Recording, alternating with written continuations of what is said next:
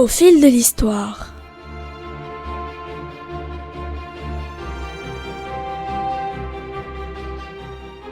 L'art, c'est l'homme ajouté à la nature.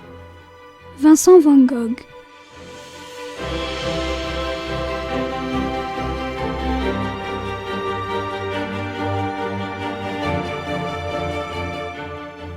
Vincent van Gogh est un peintre néerlandais de la fin du XIXe siècle. Son œuvre, composée de centaines de toiles et de dessins, ne remporte aucun succès de son vivant. Aujourd'hui, reconnu comme un immense artiste, ses tableaux sont exposés dans les plus grands musées du monde, à Paris, à Saint-Pétersbourg ou bien encore à Amsterdam.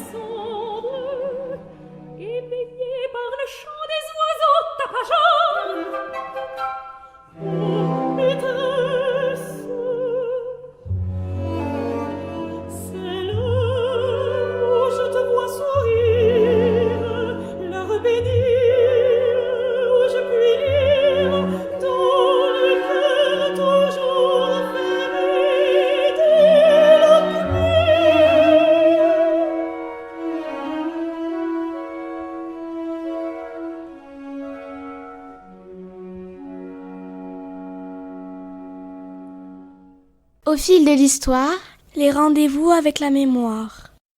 Rally. Vincent naît en 1853 dans le sud des Pays-Bas. Au cours de son enfance, Vincent montre beaucoup d'intérêt pour le dessin et les langues. Oui, et à l'âge de 16 ans, il rentre en apprentissage dans la firme de son oncle qui vend des tableaux. 4 ans plus tard, il est envoyé à Londres, puis à Paris, pour représenter l'entreprise. Mais à la suite d'un différend, il se tourne vers une carrière religieuse comme son père, qui est un pasteur protestant. Vincent s'installe en Belgique auprès des mineurs de fonds. Mais là encore, des conflits avec des supérieurs le contraignent à abandonner ses fonctions. Au début des années 1880, Vincent se tourne alors définitivement vers la vie d'artiste et retourne aux Pays-Bas. Oui, et il étudie différentes techniques comme l'aquarelle et l'huile. Puis débute une série d'autoportraits. Son jeune frère Théo, marchand d'art, est chargé de vendre ses œuvres. Malheureusement, le succès n'est pas du tout au rendez-vous. Théo s'installe alors à Paris et rencontre d'autres artistes comme Georges Seurat, Camille Pissarro ou encore Paul Gauguin. C'est vrai, il peint beaucoup dans le quartier de Montmartre. Il réalise des portraits d'Agostina Segatori, une Italienne qui tient le cabaret au Tambourin.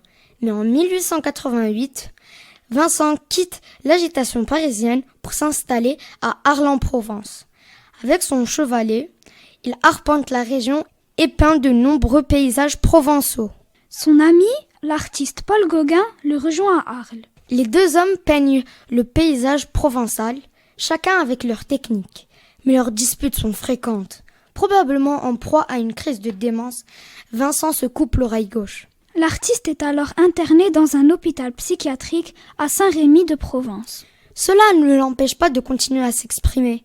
Il observe le paysage par la fenêtre de sa chambre et peint. Des œuvres caractérisées par des remous et des spirales, comme le champ de blé avec cyprès ou bien la nuit étoilée.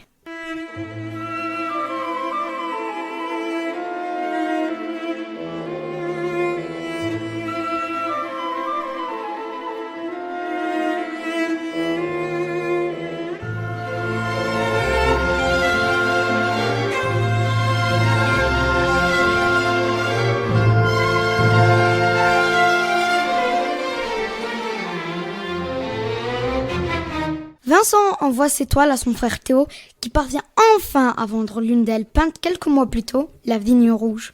En 1890, sur les recommandations de Camille Pissarro, Théo rencontre le docteur Gachet, un ami des peintres impressionnistes.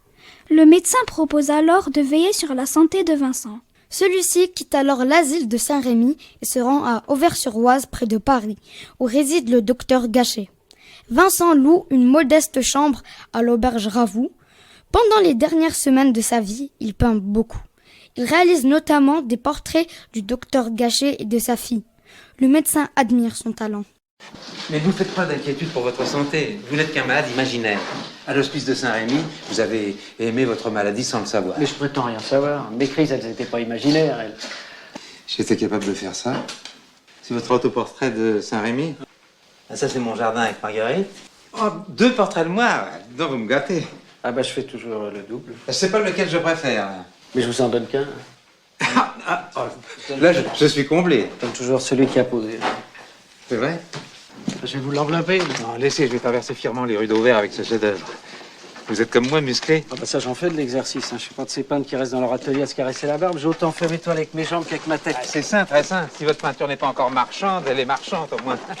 Mais le 27 juillet 1790, c'est le drame. Alors qu'il peint dans la campagne, Vincent reçoit une balle de revolver dans la poitrine. Est-ce une tentative de suicide? Un accident avec 2 adolescents? Nul ne sait. Malgré les soins prodigués par le docteur Gachet, Vincent décède 2 jours plus tard. Il est enterré à Auvers. L'année suivante, Théo meurt et les tombes des 2 frères se retrouvent côte à côte. Au fil de l'histoire, les rendez-vous avec la mémoire. Vous avez pu écouter des airs de Léo Delibes et de Camille de Saint-Saëns, ainsi qu'un extrait du film de Maurice Pialat, Van Gogh. On vous donne rendez-vous la semaine prochaine avec une nouvelle émission d'Au fil de l'histoire consacrée à Georges Clemenceau.